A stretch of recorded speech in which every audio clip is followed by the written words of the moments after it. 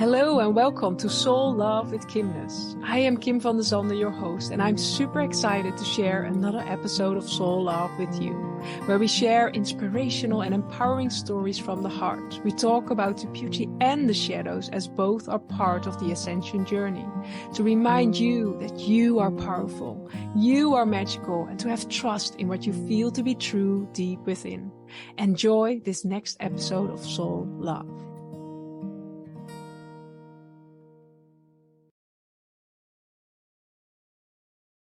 Welcome everyone to a new episode of Soul Love, and today I am so excited to share with you the beautiful magic of my beautiful soul sister Barbara Ann Jacques, and I want to welcome you within this sacred space. Thank you so much. I'm so thrilled to be here with you today.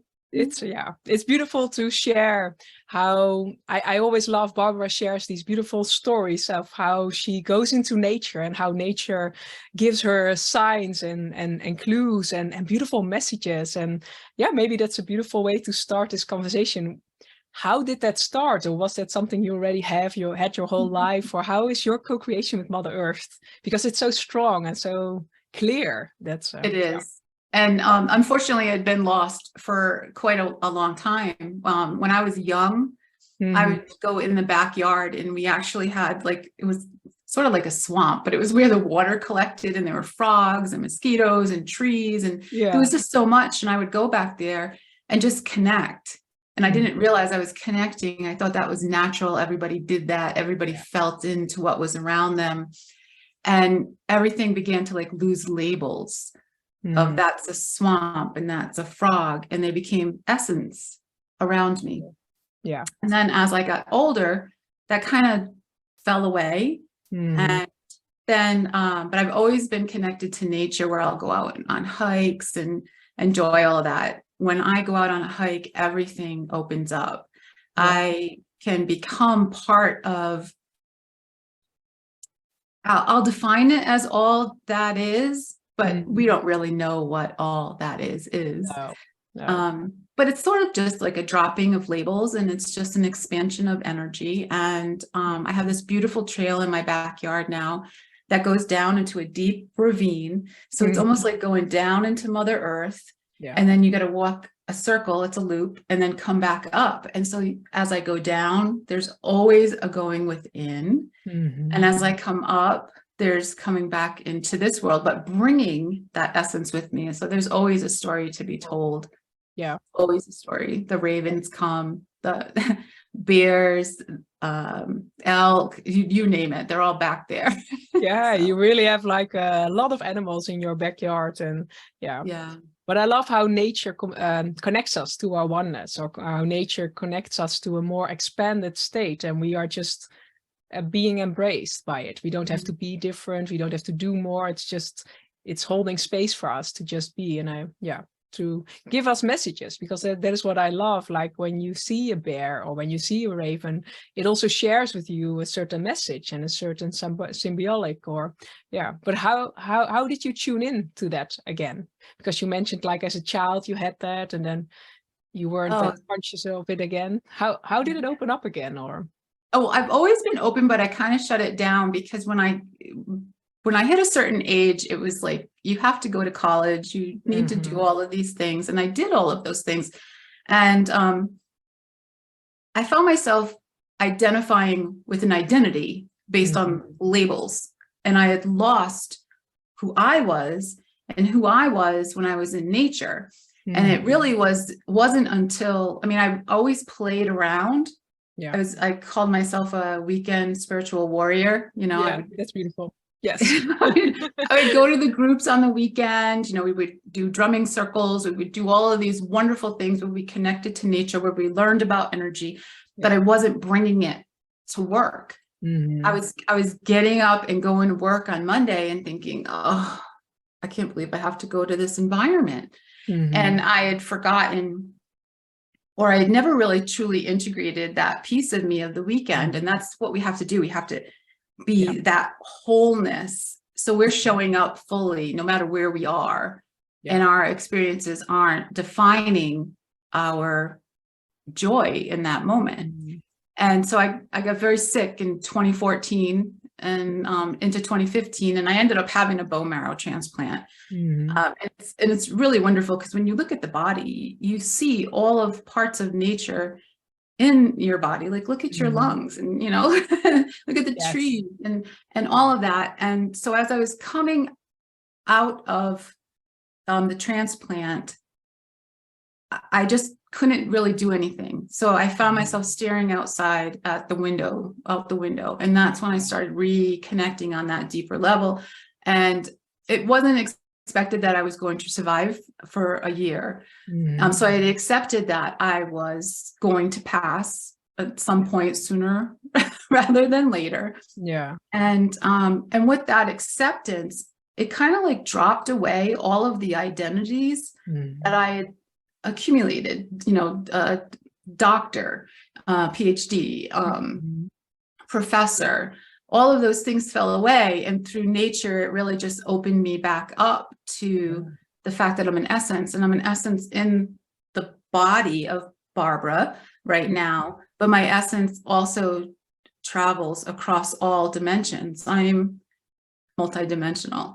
And it was nature that really showed me that they're here now, and we identify as, oh, that's a tree, but it's really not just a tree, because when we label something as a tree, we're losing its essence. I don't think a tree says, hey, I'm a tree. So, yeah, we're already limiting it to one. Yeah, it's boxing it again, or labeling it again, or But I love that. Yeah, but it's sometimes in these moments where we find ourselves that we can do nothing, or that we are brought to stillness, that connection arises again, or that connection becomes so visible. But I loved how you share, like, just also witnessing nature, and then almost like it brought you back your own nature. It reminded you of who you are in your essence, underneath all these layers of identification, and underneath all these layers of and then it's taking time to integrate that, because I think a lot of us can relate in parts in our lives where we were just two separate elements, our spiritual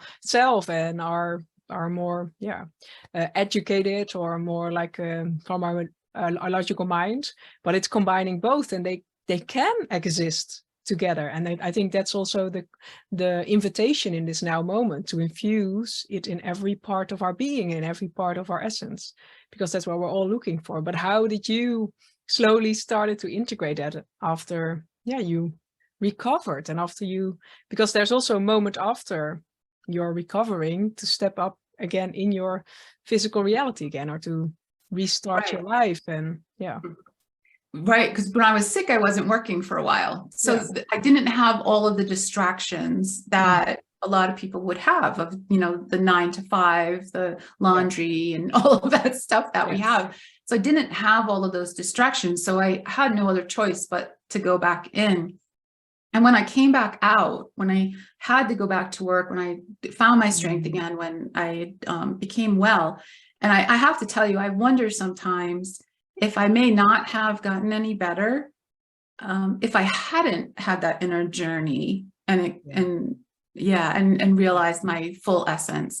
But I'll tell you, for the first year or two, I was pretty bitter, because even though I had had that inner peace, again, on the outer world, everything fell apart. I had to sell my house, my marriage ended, you know, I couldn't be around my animals. All of those things fell apart. So I got bitter. But then I said, okay, is this the life? Why did I go through that to come out on this way? And then I started with my hikes again, because I was stronger. And it brought me back in.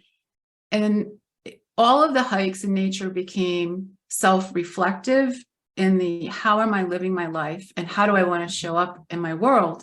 And I'm showing up in my public world, where a lot of my private isn't exposed. So I wasn't showing up fully. So it took some time to kind of like merge those two, but it was really self-reflection and a lot of going into those beliefs of, you know, that you were raised, and that to be professional, you had to act a certain way and be a certain way. And I'm really hoping, at least the people I work with, and through my own experiences as well, that we start to just let that all dissolve, and that there's no expectation of what is based on labels. Yeah, I love that. Yeah. But also how I love, as you shared, how nature can be our mirror and how nature can teach us. Okay, can you share an example in how nature mirrors you a certain thing, or how nature teaches you a certain thing, or how does it come up? Yeah. It comes up all the time. I'm trying to think, oh, okay. And this was a really interesting one. I walk, I have a tape recorder when I walk. Yeah. And a lot of times I'm speaking what's coming through, and I've never seen a rattlesnake in my backyard ever. No. And it was a couple years ago. It was when I was really starting to go through, okay, how do I bring all of me to work and not be an outcast?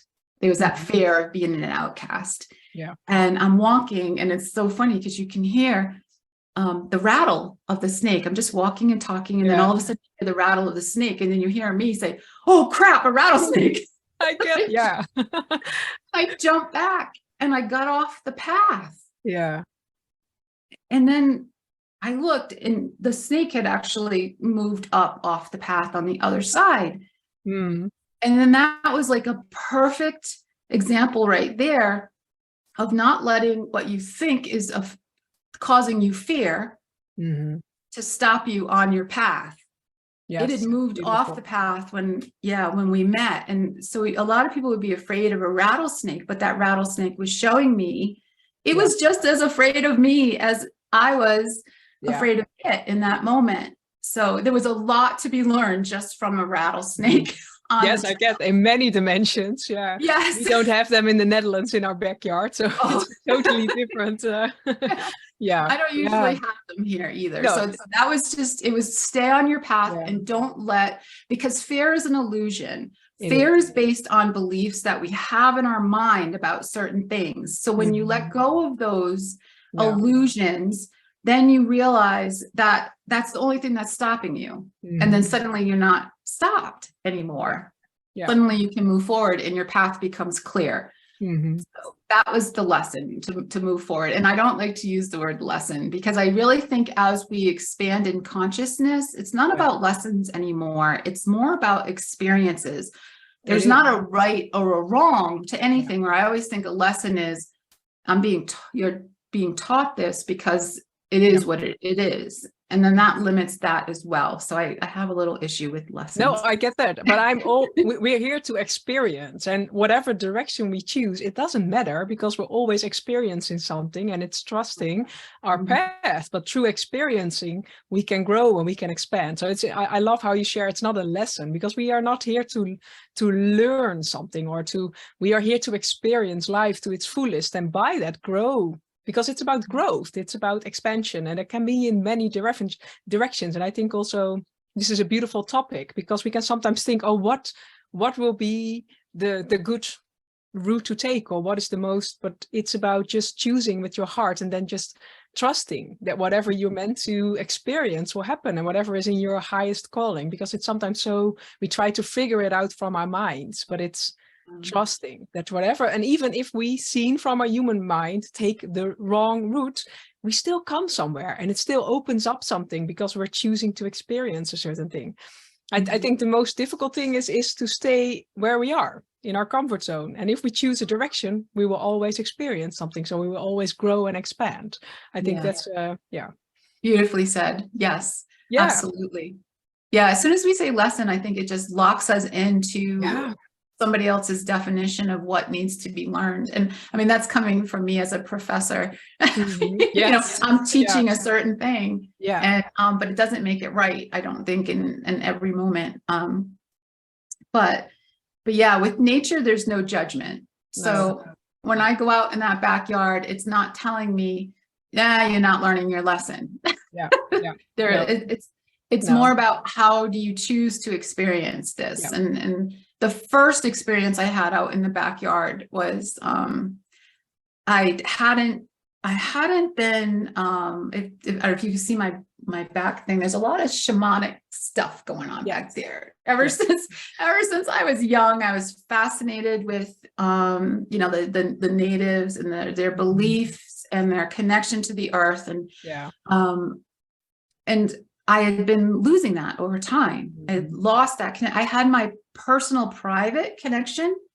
I had lots of teachers over the years, but I hadn't had a teacher in 10 years, probably about 10 years at the time. And when I left, I set the intention that day for my walk, you know, what am I supposed to experience today? And is it time to find a new teacher? Yeah. And I'm coming back up, and suddenly there's two ravens that start circling like right over me, and going crazy, and you know, making all of this noise. And I was like, okay, what's the message? And I suddenly went into a past, well, I say past life, but it's a present life, where I saw myself working with the land and in ritual, and it was beautiful. It was like I just tapped out of Barbara for a minute. Yes. And I had this amazing experience. And I said, okay, then show me the way. And then within days, this woman came up who's a shamanic practitioner. Had never studied Toltec. And she showed up, and then I started studying with her. So it was like the ravens were saying, yeah, let's go for it, and we'll show you the way. And they did. And otherwise I wouldn't have been looking. No, but it's also you seeing it and then interacting with it, because I think that's also an important key. Like, we receive information or like guidance and synchronicities constantly, but by you naming, okay, show me, it opens up a new portal. It is like, okay, universe, I've seen your sign, I've seen your message, now show me the next. And I think that's an important, like, we can walk with an intention, but then the moment we see something, are we then ready to ask the next question, or are we ready to follow the guidance or so that's beautiful. It's almost like opening a portal. It's like you go walking with an intention, but you're also present, because these signs are consistently everywhere. But if we're not present, and if we're just thinking about the day or about what we need to do afterwards, it's a different experience than when you go into nature consciously and inviting her medicine, her teachings, her beauty to be shown. And I love that. Yeah. And also how then past lifetime images may come up, or feelings or sensations, but it's by you being willing to be open, you being willing to be present in that now moment, receiving, co-creating with these different dimensions. So beautiful. Yeah. I think it's beautifully said how you said about being conscious. So a lot of times where I would go into nature, and on some level you have to put some meaning to it, because we are human beings, we have brains, and we need to put meaning to things. But I think the key is when you go into nature and when you want to experience it, you're leaving your definitions kind of behind, and then you experience it in the moment. And when you come out and it's time to reflect, then maybe, you know, you start, like, for me, the ravens, I knew what it was. They showed me the past life. I knew where I was going with it. But with the snake, I could have interpreted it a different way. But the interpretation didn't happen until I came back and I could sit in the moment. I think it's going into these experiences without those human judgments and just experiencing them. And then later you can put meaning to them. But I mean, as you were saying conscious, I was remembering years ago, I would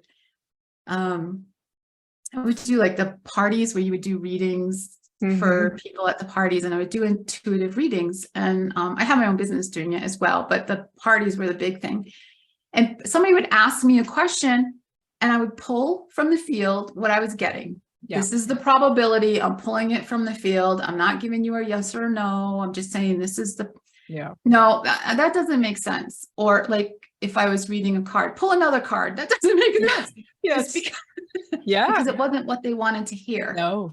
So if you go out into nature wanting to validate something, I think sometimes we get confused with signs and symbols because, and I learned this the hard way, I'm going to see what I'm attracting. So if I want to attract a no to a question that I've locked myself into already, that's what I will see.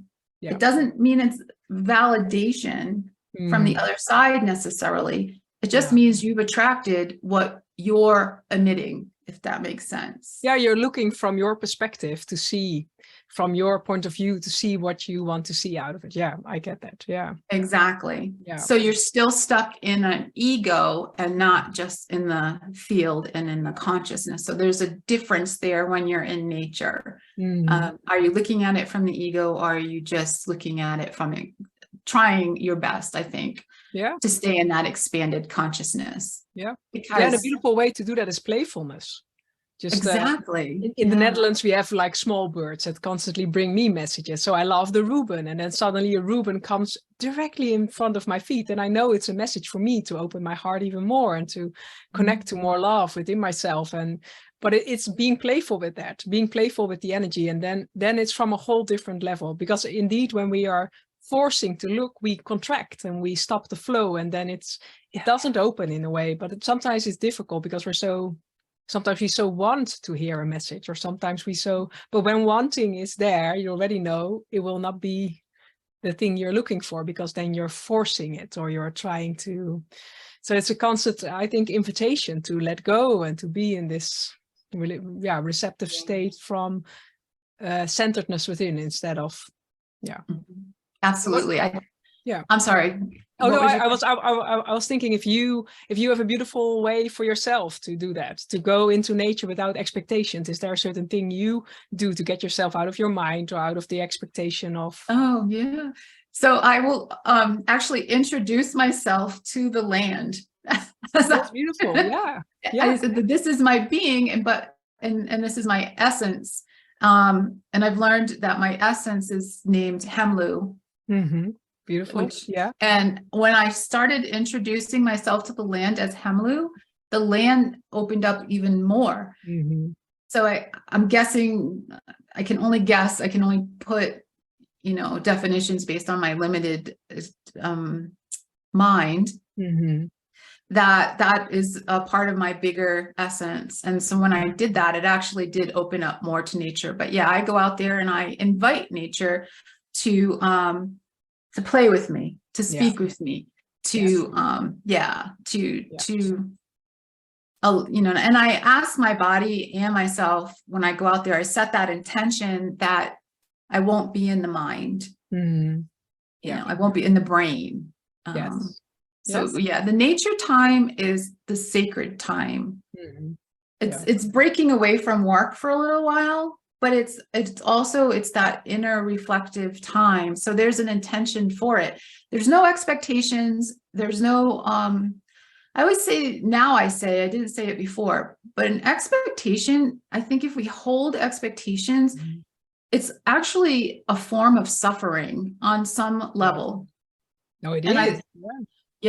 And because we are putting our happiness or our joy on an expectation, and if that expectation doesn't happen, suddenly we're depressed or whatever. The joy comes from within us, and we can have intentions, and we really want to set the energy rolling for a certain outcome, but if that outcome doesn't happen, it shouldn't change what we are feeling on the inside. And when you have expectations that this will happen a certain way and it doesn't, then it does changes on the inside, because then we start like, and it really, really hit me, like right after my transplant, a friend said to me, she said, and I was talking about my husband at the time. She said, your husband didn't fail you. Your expectations of him did. And I was like, get out of here. What are you talking about? And it really made perfect sense. And I knew that beforehand. I always knew that beforehand. But in that moment, in that one quick moment, it was something that I embodied as, expectations are a cause of suffering.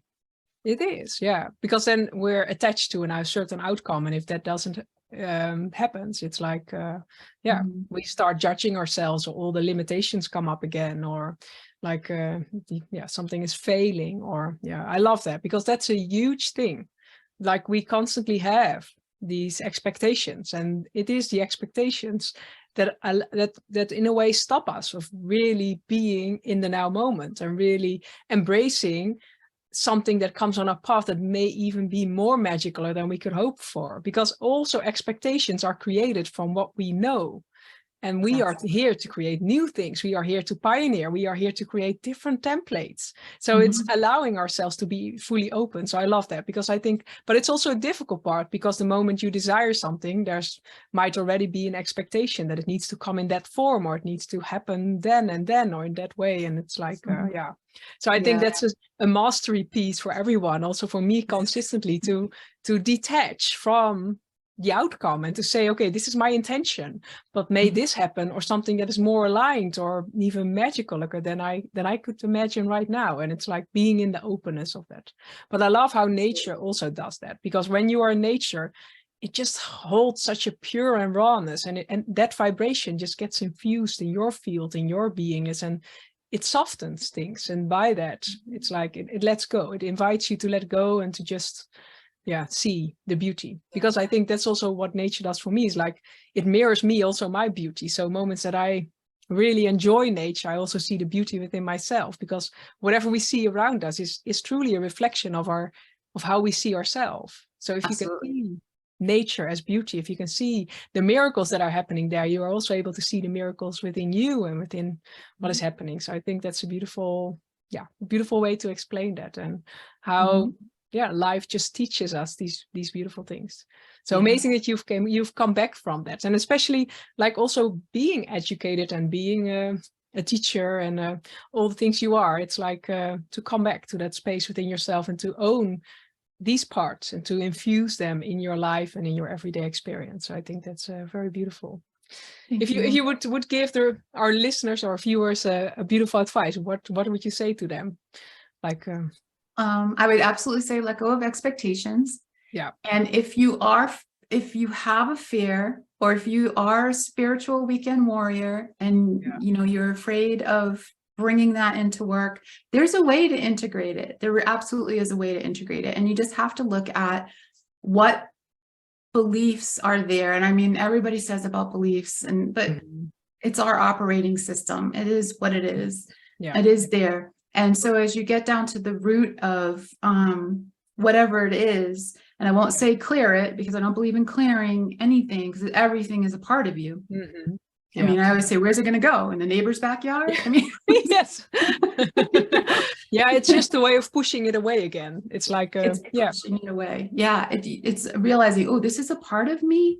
Yeah. And I always look at things on a spectrum. So if I'm on a spectrum in polarity, and if I'm sitting over here and I'm feeling really down, how can I balance that and bring it back? Yeah. So it's that examination, and it's exactly what you just said. You're not going to go out into nature and see the beauty of nature if you're angry and miserable inside. If you get in a fight with somebody and you go out in the backyard, you're having a hard day at work. If you go out with that energy, you're not going to see the beauty. No. I mean, sometimes the beauty can really like knock you in the head, though. I will say that. Yes, it does. Yes, that has happened. So I think it's just taking the time to stop, enter nature without expectations, and a willingness to see whatever it is that they want to share with you in any moment. Yeah.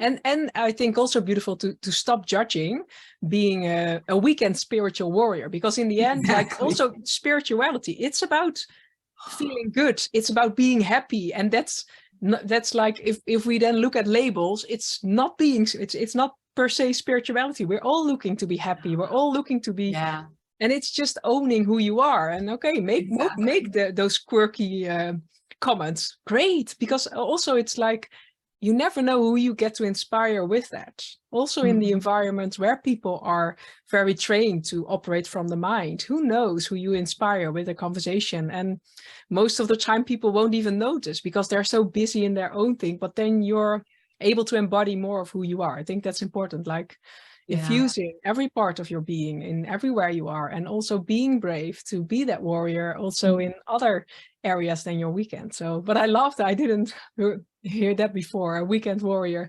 So it's beautiful. Yes. So I invite, because I know a lot of people are that, and that's fine, but I invite the weekend warriors to stretch yourself and to see what happens if you take it with you on maybe a Monday or maybe an afternoon. Yeah. And I only use that terminology so somebody recognizes it in themselves. I'm doing this on the weekends, but I'm not doing this during the week. I love it. Yeah. And how they bring it together. Yeah. It's not this or that. It's all the whole. Yeah. Because in the end, it's a part of who we are. It's a part of our, and it's combining both. So thank you for sharing your beautiful message and for sharing your beautiful energy. And if you want to know more about Barbara and how you can work with her, you can find her information below. And for now, I just want to thank you for listening and tuning in. And I hope you step into nature in a different way with a beautiful intention and just being open for whatever nature wants to share with you. So I thank you, Barbara, and I thank you for listening. And I'll see you in the next Soul Love. Thank you. Bye. Bye. Thank you for joining this episode of Soul Love. If you want to find out more about what we do, you can find it below. And I'll see you in the next episode. Much love.